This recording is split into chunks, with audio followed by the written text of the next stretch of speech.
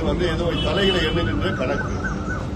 மாநில அரசு எடுத்தால்தான் இது மைக்ரோ லெவல் துல்லியமாக தமிழ்நாட்டில் உள்ள 8 கோடி மக்களுடைய நிலை, 2.25 கோடி குடும்பங்களுடைய துல்லியமான நிலையை, சமூக பொருளாதார கல்வி நிலையை துல்லியமாக எடுக்க முடியும். எடுத்து இல்லாதவர்களுக்கு வழங்குவது, இல்லாதவர்களுக்கு கொடுப்பதுதான் சமூக நீதி. அந்த கணக்கெடுப்பை உடனடியாக நடத்த வேண்டும். இதில் கர்நாடகா 2 முறை எடுத்து விட்டார்கள், தெலுங்கானா முடித்து விட்டார்கள், பீகார் முடித்து விட்டார்கள், ஆந்திரா, ஒரிசா, ஜார்க்கண்ட் நடத்தி கொண்டிருக்கின்றார்கள். ஆக சமூக நீதி பிறப்பிடம் தமிழ்நாடு.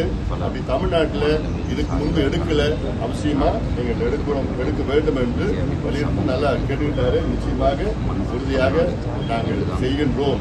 ரொம்ப பாசிட்டிவா இருந்தார். ஏன்னா எங்க தேர்தல் அறிக்கையிலையும் நாங்கள் சொல்லியிருக்கிறோம், தமிழ்நாட்டு மக்களுக்கு நாங்கள் செய்வோம் என்று அந்த நல்ல செய்தியை சொல்லியிருக்கிறாரு. ஆனாலும் எங்களுடைய கோரிக்கை கவர்னர் உரையில், ஆளுநர் உரையில் அவங்க அரசினுடைய கொள்கை முடிவாக அதை அறிவிக்க வேண்டும் என்ற கோரிக்கையை வைத்தோம். இதுதான் அனைத்து கட்சி கூட்டத்தினுடைய கோரிக்கை.